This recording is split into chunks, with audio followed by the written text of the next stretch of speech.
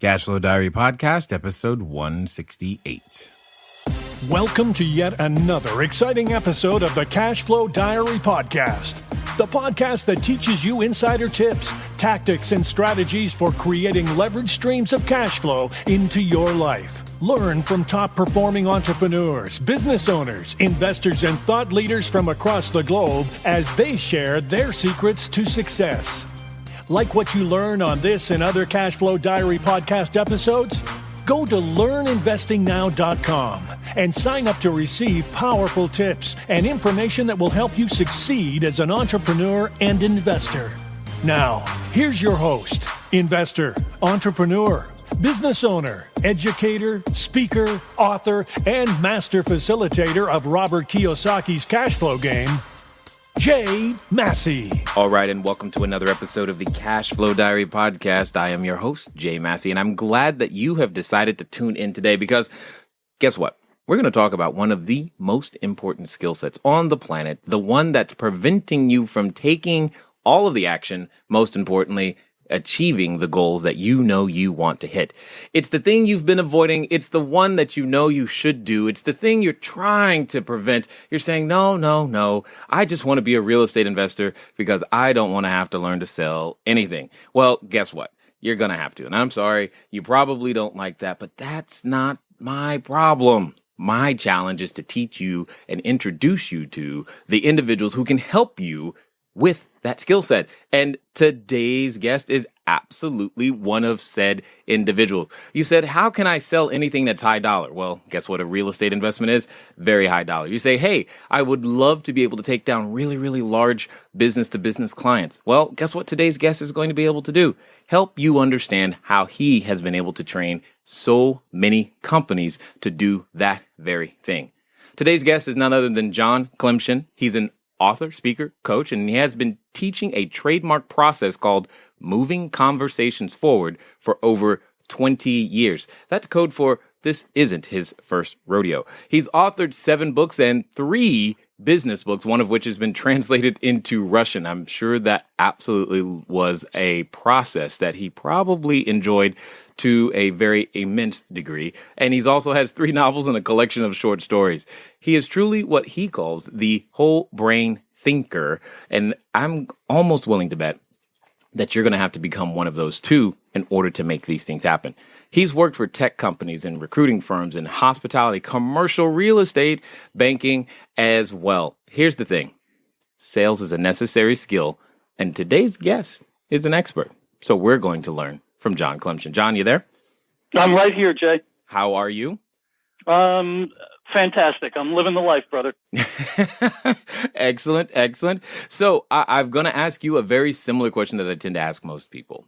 I tend to look at today's entrepreneurs, of which you are clearly one, like a lot of like yesterday's superheroes. You know, yesterday's superheroes would call them, the Flash or Batman or Robin and Wonder Woman and all of these things that we've got going on today. They get dressed up and then they fly around or swim or whatever and use special tools occasionally to save people from their own messes. That's literally what they do. And I look at entrepreneurs as doing the exact same thing. We have an idea. Occasionally we get dressed up and we go and let the world know that we've got something special for them that can improve their life. However, they can never get it until we sell them something. However, what I want to know is before you were the author, speaker, and coach that you are, and you had your own trademark process, I want to know who John Klymshyn is. Well, first and foremost, I'm a husband and a father. I am a man of deep faith. I am someone for who family is of great import, and not because it's a brand and not because I thump my chest, but because the relationships that we have within our own family prepare us to do battle, to jump off the building and be able to fly around in that power suit, because we know that we've got someone, something, some entity, some support system to go back to that does not judge us based on whether or not we accomplished something today. I like that. So before we leap off a tall building, we should have something worth leaping off for, and more importantly, coming back home too. I definitely get that. So again, like most superheroes, we have an origin story. Before you get started, saving people and flying around the world and doing those types of things, what on earth inspired you to actually say, you know what, I know, I can help people with sales? Well, I think using the word inspire is very, very accurate. I'm an absolute fanatic for language. That's why I became a writer. It is, I live and breathe language. And what inspired me to help other people was that I started in selling many, many years ago, and I was put at a desk with a phone and something that not a lot of people around anymore understand what it's called, what it was good for. It was called a phone book. I don't know if you're old enough to remember those, Jay. It was a big old book that had names and phone numbers in it. There was no internet. There was no computer on your desk. Yes, I've been doing this since the dawn of time, and we just barely had electricity back then. But I was given a phone book, and I was told, get some deals. And I actually said to the manager, well, I'm going to need a pen and paper. And they said, a stationery store is right down the street. Knock yourself out. Not, go get it and we will repay your expenses. It was sink or swim. If you think you can sell, show us. And when you do show us, you will be allowed into this fraternity that there is no ritual outside of production for you to make. So, it was sink or swim. And it was, it was not the you get a trophy for showing up kind of environment. It was, if you don't close a deal this month, you're going to have to leave. Nice. And what inspired me to help other people was that where my desk was situated in that office was right next to a desk that the next new person went to. And I watched over the course of 6 months, a whole parade of people sit at that desk, stare at that desk, stare at that phone, stare out the window, and then all of a sudden be asked to leave. So I realized that I didn't want to get to know people that were going to probably leave because they couldn't figure it out. And I was fortunate enough to sit right in front of someone who was very, very good at selling. And I would listen to him, and I would turn around in between his multiple phone calls throughout the day and say, how exactly did you do that? How did you come up with that? How did you get them to pay you more? And the guy was kind enough to answer my questions. Never forget him. My first mentor in sales name is Don DeFeo. If he's out there and if he's still in New York and if he's still placing people in jobs in Manhattan, I wouldn't be surprised all these years later. He was a monster, but he wasn't the kind of monster that we imagine, which is, running around, jumping up and down, yelling, screaming. This guy, Jay, would sit on the phone for 2, 3, and 4 minutes. And all I would hear out of his mouth was, okay. Yeah, that makes sense. What do you think we should do next? And it was almost like a broken record. But the thing was is that he did it again and again and again. And there would be long periods of silence in between when he would deliver that, okay, makes perfect sense. Because he sat there and listened to what his prospects and his customers were telling him. So I started doing that more. And I started asking questions like, what do you think we should do next? And amazing how people always have an opinion as to what should happen next. And the beautiful thing is that if the opinion comes from them, it's not an opinion, it's a fact. So I just started saying to people next to me, listen, I've been listening to Don and he's the top producer in the office. I'm not trying to tell you how to do what you do, but if you'd like, I can help you out so you can kind of make a placement. You can earn some commission. And one person did it. Stayed there for a while. Someone went to the desk behind Don. They started asking me questions because they saw me helping that person. Other people came on board. They started asking me questions. And one day my boss comes to me and says, have you ever thought about doing training? And because I have a sales mentality, my first response was, how much does it pay? Nice. No, but I can think about it right now. In fact, how many zeros is that? Yes. That's exactly right. I'll do the math in my head because understanding that I could move from, 100% at-risk income to some percentage of at-risk income with a base salary was like, I'm a young, newly married guy who dragged a California blonde nurse across the country to New York with the dream and the wish of a better life. I needed to produce. I needed to get some stuff done. Hold on. Now, I hope everybody's listening because this tells you how good of a salesperson he is. If you've ever lived in California and ever have even thought about the weather in New York, how do you on earth get anybody to move from California all the way to New York and voluntarily go through snow? That is you were good. You were good. I like it. Because I'm telling you, that was a sales job right there. It absolutely was.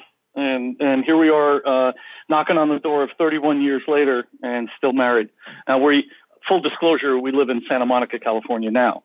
Ah, gotcha. So it was a lease agreement. It's like, hey, we're gonna go there for a while, but we're coming back. I got it. I don't blame you though. But now you see what I mean. If you've got anybody to leave here to go there, that's impressive to me. Thank you. Now, there are so many things that you're saying right now, and I really want those in the entrepreneurial space, those you're trying to build your cash flow, guys, and I get that, and I know you feel like you got to kill and you got to eat and all these other things, but you glanced over something really, really quickly that I've got to bring up. I know when I was first getting started, one of the things I thought I had to do was to more or less change who I was in order to be this personified salesperson, quote unquote. But you hinted at the idea that the superstar sales mentor that you had, that's not really what he was doing. He wasn't. Yeah, go ahead. Go ahead. No, go ahead. He was not there to tell people what he thought they should do. He was not feature puking. He was not, let me tell you, because I think it's a great idea, so you must think it's a great idea. The ability to not only tolerate, but embrace and embody silence is probably one of the most useful skills any salesperson, entrepreneur, person that's building an organization, probably the most useful skill that they can acquire and continue to develop over time. Because simple rule of thumb, I call it a painful selling truth, is the more I listen to what you say, the more fascinating you find me. Yes. Oh, I hope. Okay, guys, I know you're washing the dishes. Maybe you're on the treadmill. I don't know, but I hope you heard what he just said. And if you're now just tuning into my voice going, what happened? What did I miss? You need to rewind and hear that again. Because I am constantly telling individuals when we're going, so, when we're out there, we're always in a selling situation. Nearly every conversation is. And what it comes down to is people are always asking me, Jay, what do I got to do to get the person to accept these terms? Or how can I raise another $100,000? Or what can I do to get the investors to say yes so that my deal gets done? And I'm always trying to find a new way to tell people to shut up and listen. It's as simple as that, but it's the dichotomy of it's simple, but it's not easy. There are so many things that are basic and fundamental to what you and I do, Jay, as mentors, as leaders, as teachers. There are so many things that are fundamental that the second that we discard those fundamentals, we will no longer be able to hold the attention of our audience. So what we want is your audience to understand, the people listening to this podcast, we want them to understand that you do not have to say all these great things to get people to do things. And it's not about getting people to do things. It's about going out and finding out who's interested in doing these things, like investing in your portfolio or helping you raise money or whatever it is. You said before, and you said almost kind of offhandedly that most conversations are sales conversations. Buddy, every conversation is a sales conversation, because either you are looking to influence, persuade, guide someone to the future forward next step, or they are doing that with you. So my definition of selling, because again, I said I'm a fanatic for language. Why? Because to me, language is the great grand symphony of life. You and I will continually work to rephrase and to reword some specific salient point so that when it lands on the ears and in the mind and sinks down into the heart of the listener, it resonates there. Because when you and I create resonance with someone, they remember the experience, and guess what? They want to repeat the experience. Now, you're in Orange County, California, right? Oh, yeah, absolutely. I'm sorry. I'm too busy listening right now. Go ahead. All right, that's okay. So who's a brilliant entrepreneur who planted his flag in Orange County, who had this great phrase. Now, before he passed away, he was asked, what do you attribute your great success to? And he said, do what you do so well that when people see what it is that you do, they will come back and see you do it again, and they'll bring others with them to see what it is that you do. And Walt Disney built an empire on that philosophy. Yeah, and he definitely has people bringing friends back still. It's amazing. I was at a conference in Cancun, Mexico. I'll never forget. It was in the travel industry. And one of the people from the hospitality division of Disney, which is massive, was up there talking about what it means to have a repeat customer. And they said any given day throughout all 365 calendar days of any year, when you walk into Disneyland, you are walking in with the fact that 70% of the people that are there that day have been there before. Wow. That's impressive. Talk about customer lifetime value. Oh, my God. That's off the chain. And it's barking and it's running down the street after your competitor. Oh, my goodness. You can't compete. I mean, to compete with that kind of, repeat business is tough, especially as a new guy coming into the market. That would be really, really, really tough. They can outspend you on marketing forever. Yeah. Ever. Anyway, we're about to get sidetracked and go down a completely different dark hole. If we don't get back. It's okay. It's okay. I have this feeling that you and I sit around thinking about these things, and then we get all excited about it, and everyone is around us going, what? Why? Come on. Come up with something else. We get it. They're doing well. Yes, I get it. But we just enjoy what it is that we do.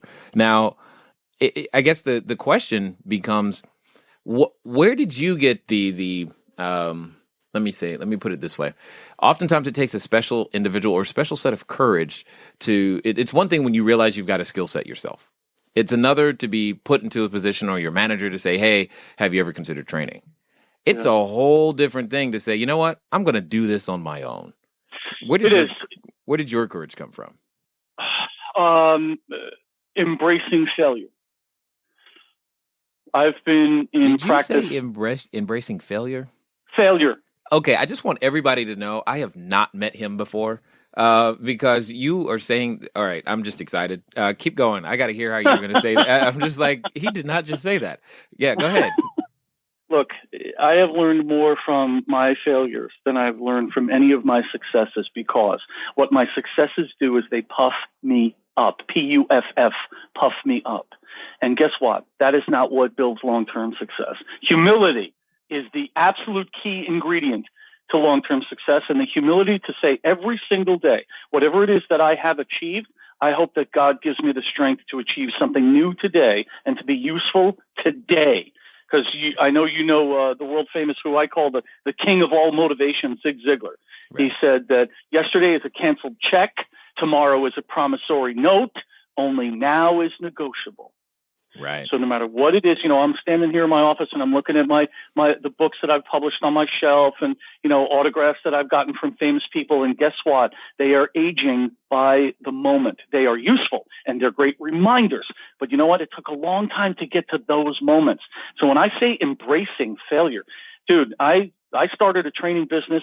And it lasted about 7 weeks because I didn't understand this thing called, and I think you're familiar with it, it's called cash flow. I've heard of it, yes. I had 2 young mouths to feed, plus the California blonde nurse, plus a Volvo station wagon, and guess what? After about 6 weeks of no money coming in, what was it that Mark Victor Hansen said? He said, if your outgo exceeds your income, then your upkeep will be your downfall. Right. Yes, exactly. And I learned that very painful lesson after 6 weeks, and I was scrambling, and I said, I don't know what I was thinking. This was a bad idea. I'm never going to do this again. Please, God, give me another job. And I got another job.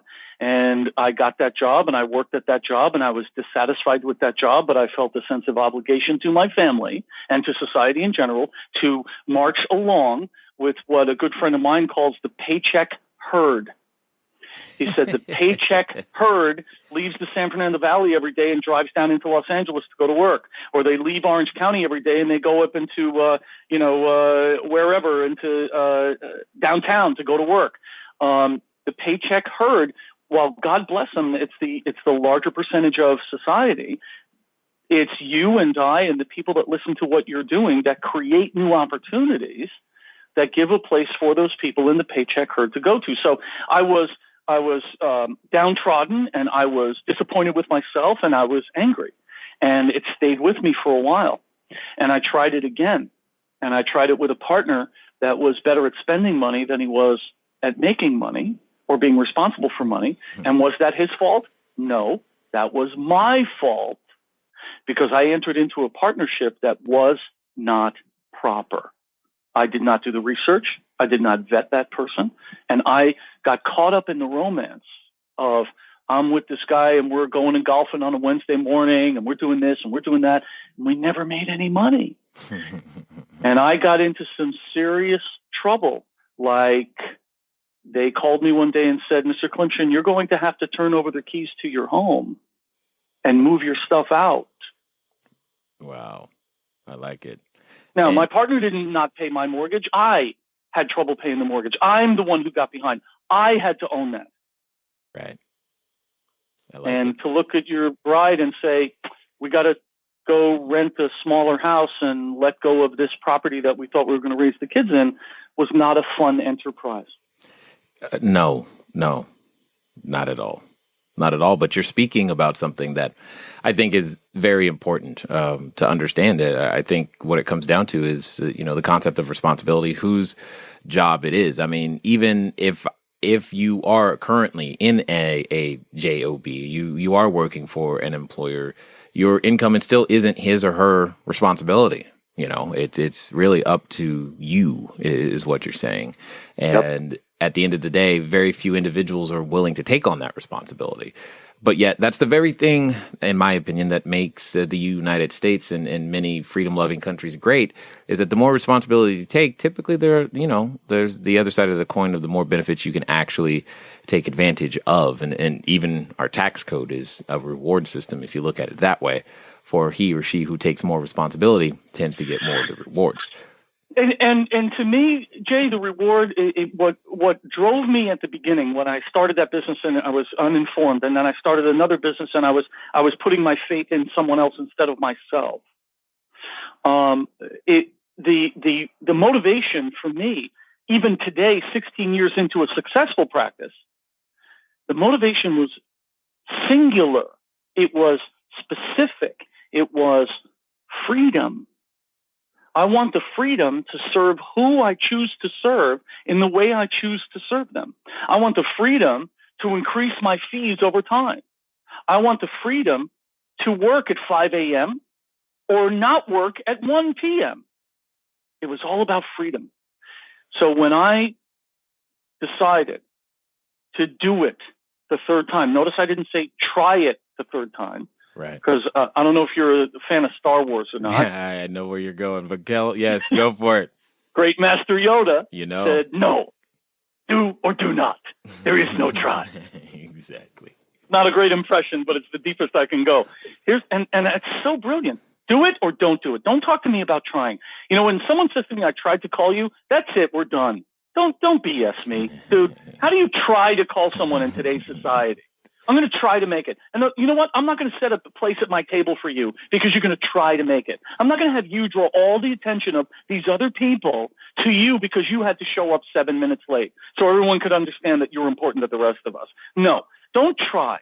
Do it or don't do it. So when I sat down with my wife on February 1st, 1999, oh, by the way, I had a job, which was a good job. It was a fun job. It was a reasonably well-paying job.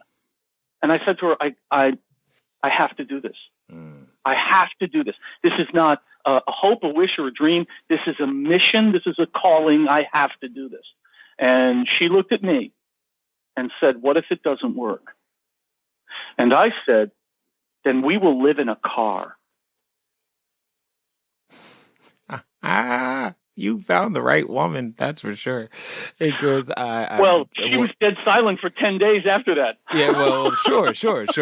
I totally get you there. I'm sure my wife has had more than one of those moments. I think of the pursuit of happiness more than once when I think of our story and all the things that we've gone through. And I can only imagine what that must be like. But you speak about two things. One, you said it really quickly, and I don't know if anybody caught that, is that you like to choose how you wish to serve people. You didn't say anything about selling anybody or twisting anyone's arm or forcing somebody to take something, or even, and you've never, and I agree 100%, you never have yet to use the word convince. And I know all of those things are things that come out of the mouths of those who are learning and thinking that, I've got to convince people to do something that they don't want to do. And it's so not that. And I know for me, it took a while before I learned the phrase that sales equals service. Once I got that concept down,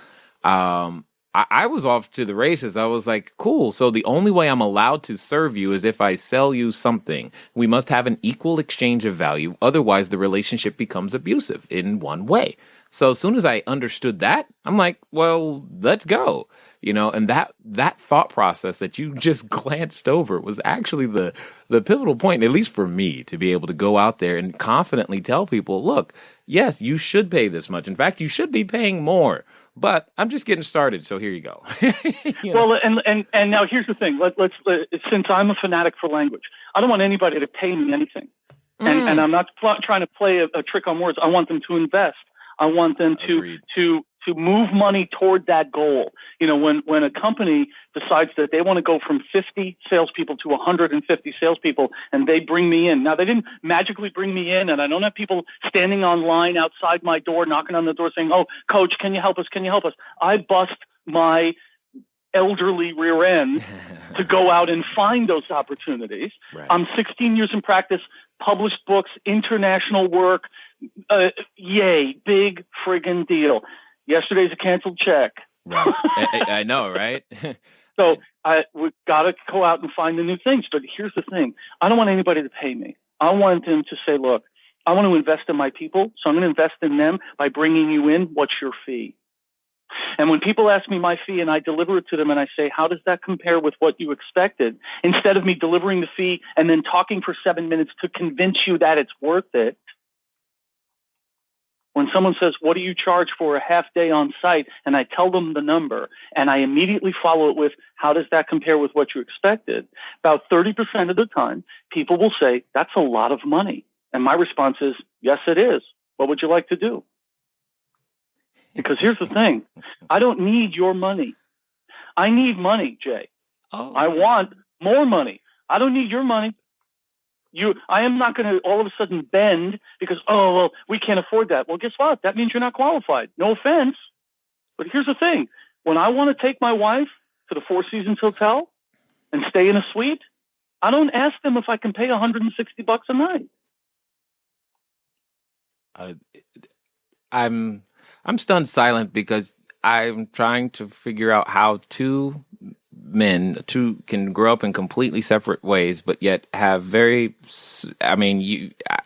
sound like me. This is awesome. When I grow up, I want to be like you, brother. I don't know about that. I just know that I'm just like, yes. All of these things. I'm loving the phrasing. I'm loving the questions. I hope that if you are listening to this right now, you're doing what I'm doing. My notebook over here, as you guys know, I study questions. That's what I love to study. I purposely, here's what I do, John. I will go to the car dealership knowing that I have no intent to buy a car for the specific purpose of studying their sales process and their questions that they're going to ask me so that I can go, yeah, that one's good. I can use that one later. And I like collecting these questions and these phrases. And I'm just, I just want you to keep talking so I can just keep writing down. I'm like, that's a good one. I can use that one too. Because all of these, when used in the proper sequence, can create, quote unquote, the relationships. There's no such thing as a sales close. You're opening up a new relationship, new possibilities. These are the things that prevent people. Let me ask you this question. Many people resist this skill set. They just resist it. And I can't blame them to some degree. I mean, you grow up and mom says, don't talk to strangers. And now you have a career where your job is to talk to strangers all day long. That's good. I like that. I mean, that's the truth, right? It is the truth. But what is it that you think I guess, gets in the way of people wanting to actually learn this skill set, even though you and I both have seen firsthand how this one skill set sets everything in motion. Okay, now, I know some of you already know the skill set that we're going to be talking about here later in the show, and that's great. It's wonderful. Just want to make sure two things. One, that many of you out there, occasionally you send in an email from time to time. You've got some specific needs, some help that you want. Here's what we're doing. Go over to CashFlowDiary.com/ready. CashFlowDiary.com/REDY. And you can reserve a spot to actually speak with me directly if you'd like. CashFlowDiary.com/ready. And as a reminder, we're still looking for more reviews. All you got to do is go ahead and leave a written review. Go into iTunes, leave a written review, and you'll be eligible to win a cash flow board game delivered to your door for those who leave us a review. Well, here's the thing, is that people think that selling is asking for something. People think that selling is trying to persuade or convince or connive, and it is not. You said before that, you know, when you're closing, it's not some big close. You're opening something. My definition of closing is 3 words: coming to agreement. It's not coming to an agreement, because when we insert that participle, that means that it's my decision as to what the agreement should be. Now, I have a very clear path as to how someone goes from never hearing of me to hiring me to either consult with them to build their sales team or to come and speak at their sales meeting. It's a very clear process. However, you don't have to go through that process to please me. I can jump all over the chessboard at your invitation. See, people think that selling is about asking for permission. It's not. It's about engendering invitations, because we would much rather go to an event that we're invited to than one that we are given permission to attend. So what I want to do is as you said, I want to ask questions so that I receive invitations to move the conversation forward. So you ask me, why do people resist going after sales? Well, because most people can tell when someone is trying to sell them something. All of us have that sixth sense. So guess what? I'm not going to play Wizard of Oz. And Wizard of Oz to me is pay no attention to the man behind the curtain. They say things like, I'm not trying to sell you anything. That is a lie. So I don't want to begin any relationships with a lie. Right. You know, my late father used to say, John, don't ever lie. This way you never have to remember what you said. Right? Exactly. People say to me, you said to me such and such. I say, yeah, it sounds like me. Yeah, that does sound like something I would say. Yeah, it does. And I'm going to write it down because it sounds better coming from you than it did for me. You're right. That's a good one. Let me write that. That's a good one. I'm going to write that down. You know, I have this belief, and I'm just curious. I actually believe fundamentally that people, everyone, yes, you listening to my voice, everybody actually likes selling. It's not selling that they don't like. Does that make sense? It's pitching that they don't like. Right. It's asking for money that they don't like. So guess what? Let's explode that and let's get that out of the way. In my book called How to Sell Without Being a Jerk, we talk about moving conversations forward, not dragging, driving, forcing, or pushing, but moving conversations forward. And in my study of languages and language, I learned very early on that the power of that statement is that in the structure of language, moving conversations forward is referred to as what's called a present tense perfect. It's a present tense perfect because it starts with a verb, and everybody understands what it means and where it's going the second that it's stated. So what we want to do, we in sales say, well, wait a minute, I don't want to shove something down anyone's throat. I want them to feel good about me, the interchange, and where we're going together. I'm going to say that again. I want them to feel good about me, right, the interchange, and where we are going together. So when I ask questions like, what do you think we should do next? Where would you like to see this go from here? What are your big, hairy, audacious goals? How does investing in this type of property help you achieve those? Notice I didn't say a single thing about what I want you to invest in. Now, of course, I'm going to have a portfolio. I'm going to be prepared. I'm going to have all of my data and ducks in a row. And I will say, here's the opportunity. Here's what the minimum investment is. How does this look to you? Because it's not about me, nor is it about me closing. It's about me making a presentation of something that, as you said, is either going to be an exchange of value or not. Right. Yep. And the funny thing is, to me, is having learned, levels and degrees of how to become masterful at this, art of conversation is what I'll call it in this particular sense.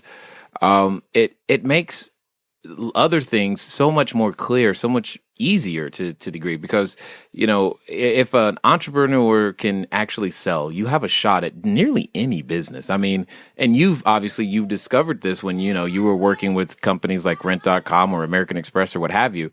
The point is, why on earth do you think that, I'm just curious, why not teach this to our high school students? Well, I think that what's happening is that we're trying to get as much into their young little heads as possible. I think that it is useful to bring it to high school students, and under the specific pretext or within the context of what interviewing skills are all about. Very few kids walking out of high school are going to be entrepreneurs. Most of them are going to need to get some sort of job. And here's the thing, is that finding work, in my opinion, is one of the 3 essential life skills that nobody ever teaches us. Well, you have to be able to find work. Well, that in and of itself is a sales process. Oh, absolutely. What are the other 2 essential life skills? Well, how to find work. Second is how to maintain relationships. My parents were married 38 years when my father passed. And guess what?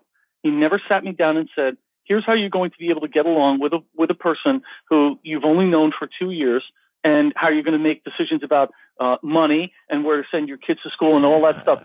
Here's how you're going to settle arguments between the two of you. Never. Yeah. Right? Right. And then the third is how to communicate. We are taught how to speak in this country. We are not taught how to communicate. Oh, yes. Go ahead. Now, I on that alone, I mean, I feel like driving up to Santa Monica and meeting you right now. Anyway, dude, there's some great places for lunch here. We are. There's just so much that resonates between everything that you're saying and how I've been communicating to people, because I try to tell people and share with them and impress upon them the importance that in order for your message to be heard, it has to be sent, received, and properly interpreted. And until all 3 of those steps have been met, you've said nothing. Well, and here's a simple rule of thumb. The third time you begin a sentence with the word I, your listener mentally checks out. Ooh, nice. I'm here today because I want to show you this investment opportunity, and I think that you should do this, and I have done the research, and I. I bet you there's someone squirming right now in their car going, oh my God, I just did that. We all do, because we're an I-focused entity, right? We're convinced that we're the center of the universe, and the second that we can release it, hold on. What do you mean? I'm not? I thought what do you mean I'm not the center of you? Come on. I haven't met your wife, so I can neither confirm nor deny. Yeah, good point. All right. Go ahead. You were saying? Most humans are convinced that they are the center of the universe. And it is in point of fact because they are constantly inside their own head. They are constantly responding to what it is they want as opposed to what it is that they have. And we are, from the second we get out of bed, we're making that comparison. So I said earlier, I want the freedom to choose whom I will serve. When my feet hit the floor, the first thing I think of is not, here's what I want and here's the gap between what I want and what I have. My first thought is, who do I get to serve today? Yeah. Now I'm excited. Why is that such? Okay. So here's see, when I get excited, out, Jay, when I get excited, I stutter. That's the problem. It's like I can't even get the words out. So I find it interesting because that same question gets me excited. Anytime I've been on stage, no matter who I'm on stage with, no matter where I'm on stage, no matter whom I'm helping, no matter who's coming into the database, I look at the names and I go, whoa, we're going to get to serve them. And when they do, and I start dreaming of all the things that we could help them with and how their life is going to be different. And I just find it interesting. I care a lot more about just who do I get to serve? Who's going to let me serve them today? Okay, so I'm sure you have another question, because otherwise I'll just keep talking. No. That I just was curious as to, you use the same language that I use in terms, or we're using the same language in terms of the serve, and I'm kind of curious where you got that from. Well, as I said to you earlier, I'm a man of deep faith, and the more I read the literature of my faith, the more I'm reminded how important service is, because I believe that we will never be so fulfilled as we are when we pour ourselves out into someone else. Yeah. We're not here to consume. We're not here to collect. We are here to serve, to give, to, and to make someone else's life better. And look, I live in a nice area, in a nice neighborhood in that area. I mean, I can see the Santa Monica Bay from my office. Life is good. But you know what? It hasn't been like this forever. It took a long time. It took a lot of late nights, early mornings, and what a former pastor of mine used to refer to as dark nights of the soul. Yeah. Am I really doing the right thing? Is there something else I should be doing? Is there an easier way out? Yes. So let me ask you this question, because I know I can answer it. So how many times have you mentally quit and had to restart? What time is it? Exactly. Right?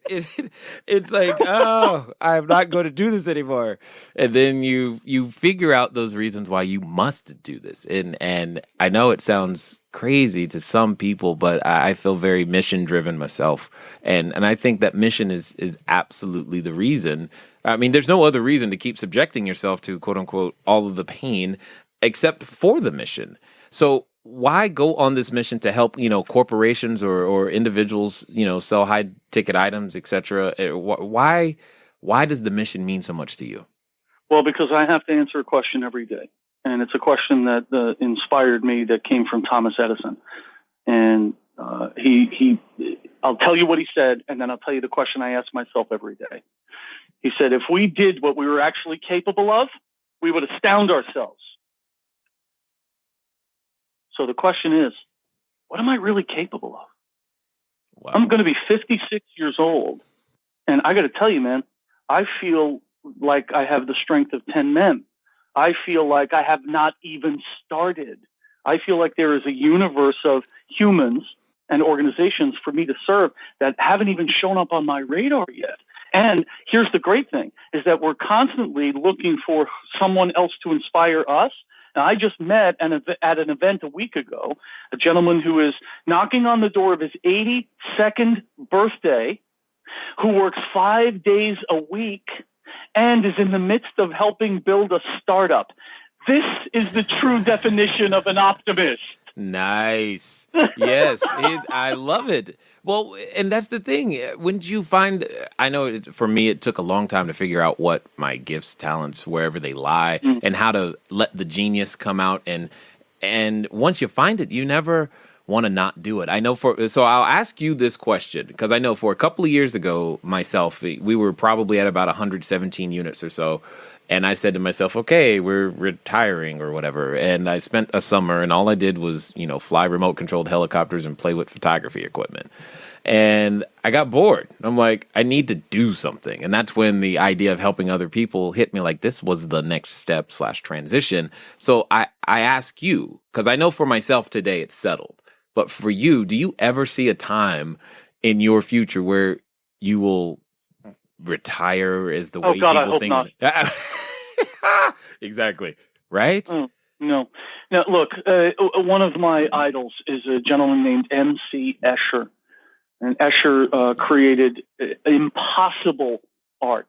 He literally, through his imagination, put things, I thought he put them on paper. What he did was he carved lithographs, and then he made prints from the lithographs. And the guy worked every day of the year except Christmas and his birthday. And he literally was working the day he died.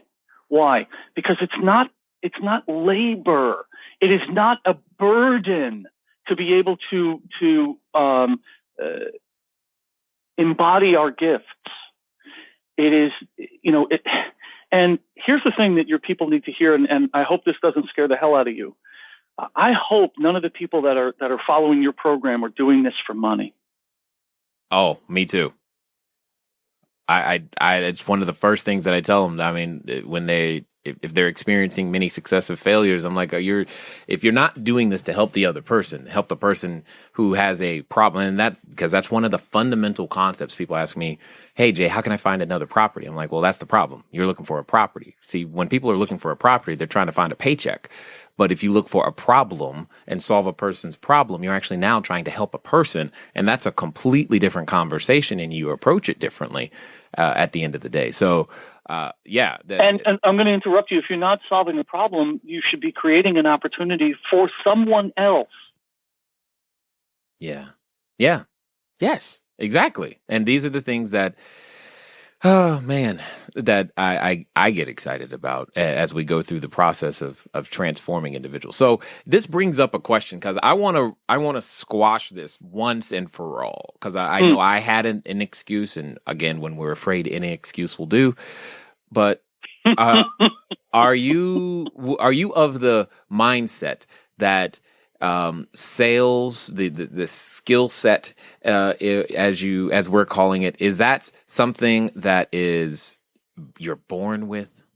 No, it's not exclusive to someone with shiny shoes and bright teeth and can speak quickly. It's a skill. And if it's a skill, that means it can be learned. Following logical progression of thought, if it can be learned, then I can learn it. What it means is that I have to display some humility. I've been a musician since I was 9 years old. I've played a variety of instruments. I've sang, I've written music, I've recorded music, all this stuff. 5 weeks ago, I decided that I wanted to see whether or not I could play the guitar. Notice I didn't say try to play the guitar. I wanted to see whether or not I could. Nice. Well, after 2 weeks of study and an hour a day of practice, I learned, yes, I can learn to play the guitar. I can control my fingers. And because I understand the power of discipline, within the understanding the power of discipline, I can absolutely have the patience for it, because my goal is a year from today to be able to play a song through without looking at my fingers, without looking at the music. Now, every one of my musician friends says, yeah, you're probably going to want to adjust that down. It's probably going to be a lot sooner than a year. Good. You know what? If it occurs before a year, cool, because I'm prepared 5 days a week to play the guitar for 1 hour every day, to invest the discipline, the patience, and the brain power. So it's about learning. Selling is a skill. Learning means you must embrace the fact that you don't know how to do it now. That doesn't mean that you cannot know how to do it 6 months from today. Yeah. The key is sticking with it for that 6 month period. Because we get so many individuals who are trying to, transact real estate, and they're like, okay, I need to do it this weekend. I'm like, have you ever done it before? No. Well, it ain't going to happen this weekend.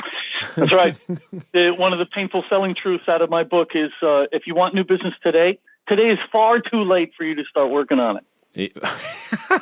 Right. That should have been started 3, 4, 5, 6 months ago.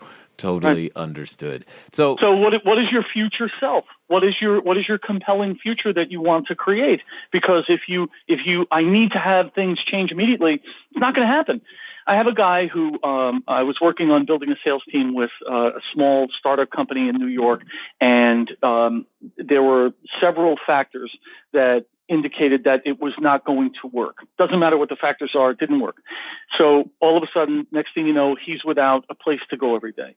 And we're sitting at dinner and he says, I have to have a job by next week. I said, well, I hate to be the one to tell you the truth, brother, but you ain't going to. Right. There's no way you're going to get a job in a week. Right. Took him 5 weeks. and he's got an amazing opportunity. Not only is it a job, he's got, equity. Oh, nice. Yeah. Why? Because we said, let's figure out where you really want to be. And then let's figure out how quickly it's going to happen, because you don't have that kind of control.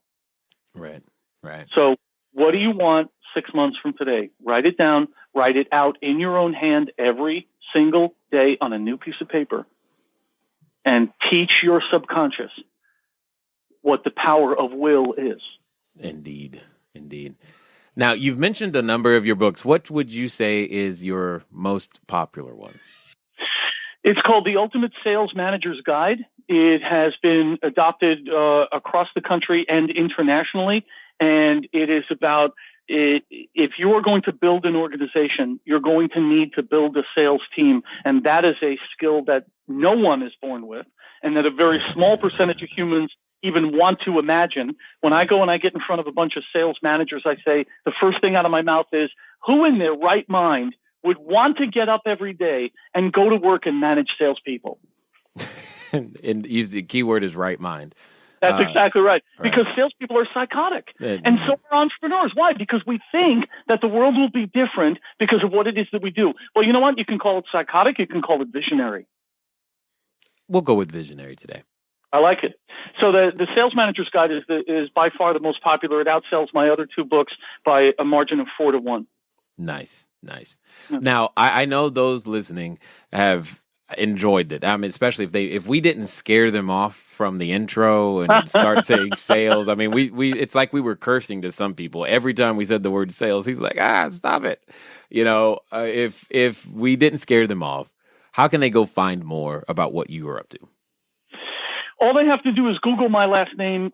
They may come across some stuff that shows my son, the filmmaker, because we have the same last name. But the easiest thing to do is, number one, connect with me on LinkedIn. The second easiest is to go to my website. And the third is to go to Amazon and type in my last name under books. And I'll spell it for you clearly and simply. Once you see it written out, it's not so scary.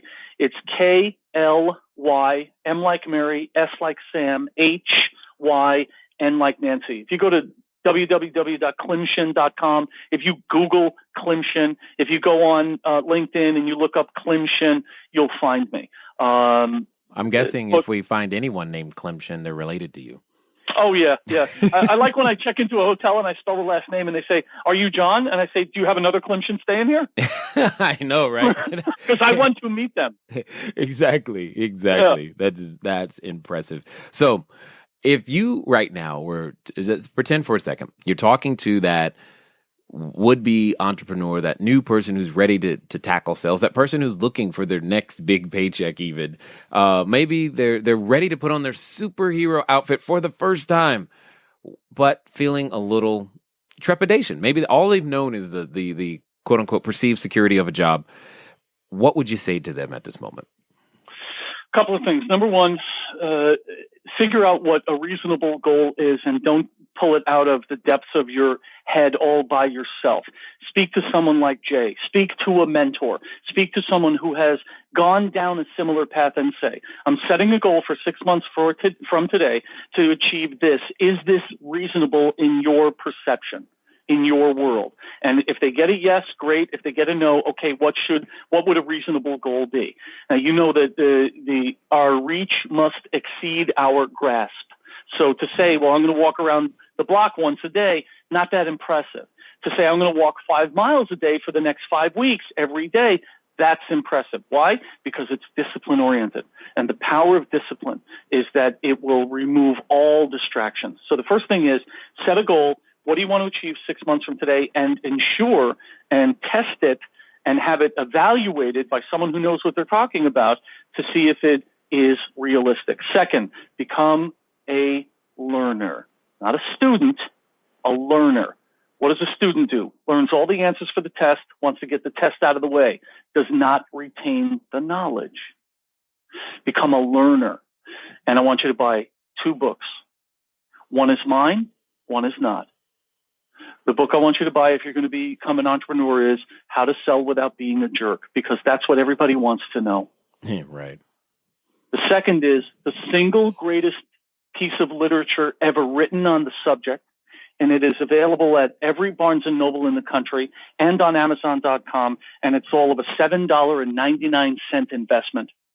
The book is called The Greatest Salesman in the World. There is a percentage of people that read that book and say, yeah, that was a good book. And there's a very small percentage of people that do and use the book the way it instructs them to use it, which means that it stays with them daily for 6 months. I will tell you, Jay, in my experience in selling what it is that I do, helping other people sell what they do, helping people go from 22 salespeople to 500 salespeople in 7 years, that all of the things that need to be done, the single most important thing is to act. Do some specific activity again and again and again, so that it is habit, so that it is refined, so that the world cannot resist your will. So the greatest salesman in the world says you need to do these specific actions. Don't finish the book and put it on your shelf. And that small percentage of people, every single person I've met for over 25 years that has done that exact thing has exploded their influence, their ability to serve, and oh, by the way, their income. Yep. Completely understood. Love it. Well, I definitely appreciate you taking the time to invest here. It's been a pleasure, man. I live to serve. Excellent. Excellent. All right, ladies and gentlemen, you know what time it is. It's time for you to move at the speed of instruction. What are you going to do today? Well, here's what's going to happen. You're going to do something. Go over to Klymshyn.com. Again, that's KLYMSHYN.com. Get started. Move in the direction. Take measurable action towards any one of the goals that you came up with. And I know you came up with at least one while listening to us. You said to yourself, ooh, I should do that. Ooh, that sounds good too. Well, I want you to put that on a piece of paper that you're going to get it done within the next 24 to 48 hours and move in that direction. Make it happen. Because guess what? You know what I believe? I believe that you can indeed do it. It's been fun talking to you guys today. I look forward to talking to you soon. Until next time.